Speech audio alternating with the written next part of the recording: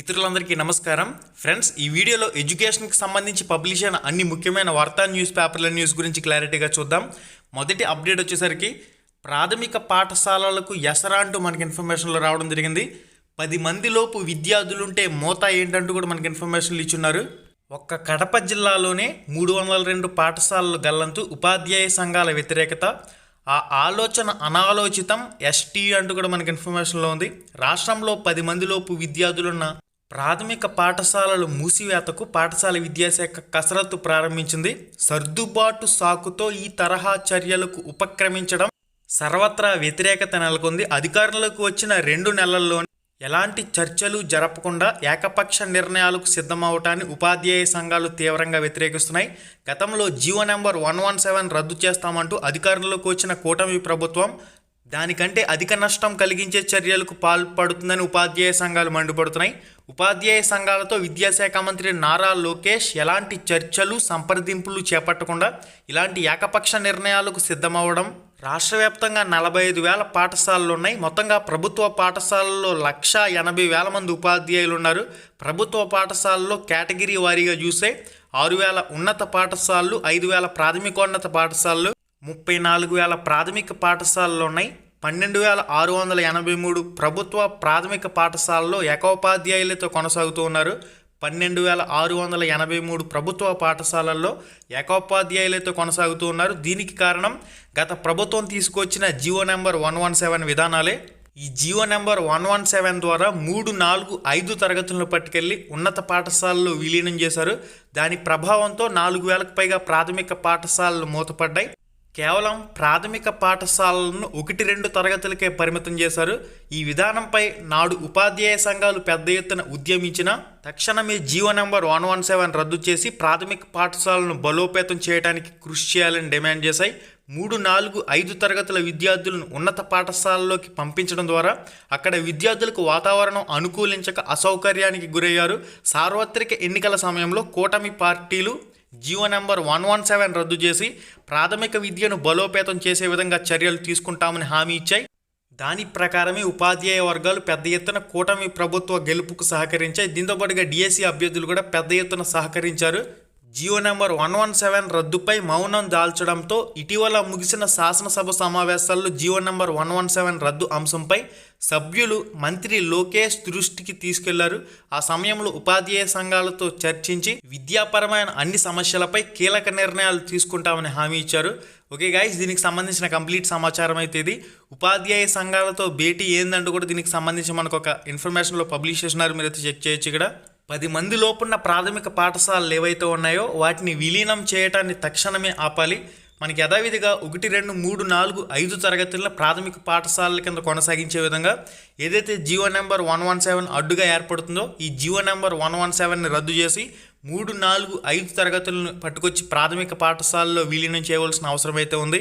ఈ GO number 117 రద్దు చేసినట్లయితే వేలల్లో టీచర్లు అనేవి అవసరమవుతారు. ఎందుకంటే ప్రాథమిక పాఠశాలలో ఉపాధ్యాయుల కొరత భారీ స్థాయిలో ఉండడం వల్ల ఈ కొరతలో ఉన్న ఉపాధ్యాయ పోస్టులను భర్తీ చేయలేకే ఇక్కడ జీవో నెంబర్ 117 పేరుతో రకరకాల ఏకపక్ష నిర్ణయాలు గత ప్రభుత్వాలు తీసుకున్న పరిస్థితి. ఇచ్చిన హామీ ప్రకారం జీవో నెంబర్ 117ని రద్దు చేయవలసిన అవసరం అయితే ఉంది. మనకి నెక్స్ట్ అప్డేట్ వచ్చేసరికి జీవో నెంబర్ 117 రద్దు అయిన తర్వాత ఉపాధ్యాయులు సర్దుబాటు చేయండి అంటూ యూటీఎఫ్ నేతల డిమాండ్ అంటూ దీనికి సంబంధించి మనకు ఒక ప్రత్యేక కథనం కూడా రావడం జరిగింది. దానికి సంబంధించిన కంప్లీట్ డీటెయిల్స్ అనేవి మీరు ఇక్కడ స్క్రీన్ మీద చెక్ చేయొచ్చు. 117 జీవో వల్ల విద్యా వ్యవస్థ అస్తవ్యస్తంగా మారిందని, ఉపాధ్యాయులు తీవ్రంగా ఇబ్బంది పడుతున్నారని, పాత జీవో 53 ప్రకారం ఉపాధ్యాయులను సర్దుబాటు చేయాలని విజ్ఞప్తి చేశారు. 1వ తరగతి నుంచి 5వ తరగతి వరకు ఉన్న విద్యార్థులకు ఒకే పాఠశాలలో తరగతులు నిర్వహించడం ద్వారా ప్రాథమిక విద్యా వ్యవస్థను రక్షించాలని ఉపాధ్యాయ సంఘాలు అయితే డిమాండ్ చేస్తూ ఉన్నాయి. ఏదైతే హామీ ఇచ్చిందో కూటమి ప్రభుత్వం జీవో నెంబర్ 117 రద్దుపై దాన్ని ఖచ్చితంగా నిలబెట్టుకోవాలి. ఖాళీగా ఉన్న అన్ని టీచర్ పోస్టులను కూడా భర్తీ చేయవలసిన అవసరం అయితే ఉంది. డిఎస్సిలో అవకాశం కల్పించాలంటూ పీఈటీల డిమాండ్లు ఇవ్వంటూ కూడా మనకు ఒక న్యూస్ ఆర్టికల్ అయితే పబ్లిష్ కావడం జరిగింది. క్లారిటీగా మీరు ఇక్కడైతే చెక్ చేయొచ్చు. టీచర్ల కొరత ఉన్న చోట విద్యా వాలంటీర్లను మనకి ఏదైతే న్యూస్ రావడం జరిగిందో విద్యా వాలంటీర్ల కింద తీసుకునే అభ్యర్థులకి ఖచ్చితంగా 15,000 రూపాయల నిర్దిష్ట పే స్కేల్ను కూడా చెల్లించవలసిన అవసరం అయితే ఉంది. ఎవరైతే డిఎడ్ బిఎడ్ కోర్సులు చేస్తున్నారో వారిని మాత్రమే విద్యా వాలంటీర్ల కింద నియమించుకోవాల్సిన అవసరం అయితే ఉంది. గత ప్రభుత్వం ఏదైతే జియో నెంబర్ 117 అని చెప్పేసి ప్రాథమిక పాఠశాల వ్యవస్థని చిన్నాభిన్నం చేసిందో ఆ ప్రాథమిక పాఠశాల వ్యవస్థని చిన్నాభిన్నం చేసిన జియో నెంబర్ 117 విధానాలను ప్రస్తుత ప్రభుత్వం అమలు పరుస్తూ టీచర్ల సర్దుబాటు చేయడం ఏమాత్రం సరికాదు.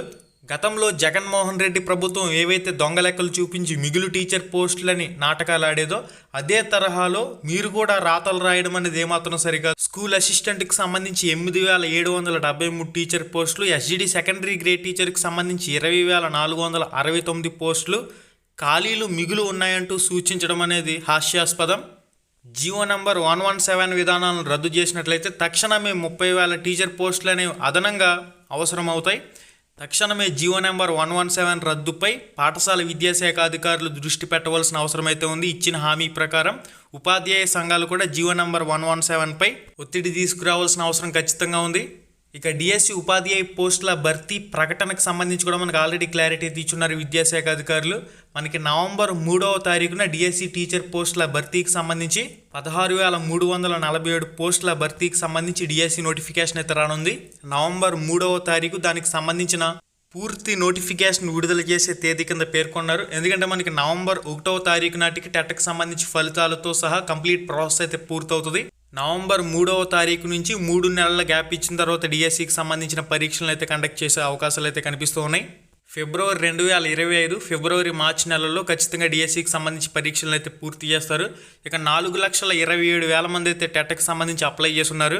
జియో నెంబర్ 117 రద్దు చేసి 3, 4, 5 తరగతుల పట్టుకెళ్లి ప్రాథమిక పాఠశాలలో కలిపినట్లయితే మరిన్ని ఉపాధ్యాయ పోస్టులు భర్తీ చేసే అవకాశం అయితే ఉంటుంది. లేదంటే మనకి ఏదైతే ప్రభుత్వం సంతకం చేసిన 16,347 టీచర్ పోస్టుల భర్తీ ఏదైతే ఉందో అది జరిగే అవకాశం అయితే ఉంటుంది.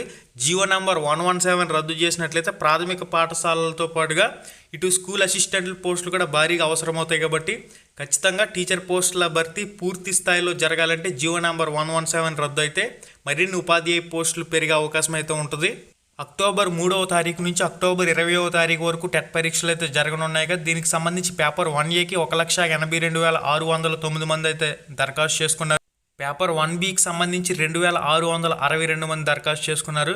ఇక పేపర్ 2ఏ లాంగ్వేజెస్కి సంబంధించి తెలుగు పండిట్, ఇంగ్లీష్ పండిట్, హిందీ పండిట్ వీళ్ళందరూ కలిపి 64,036 మంది.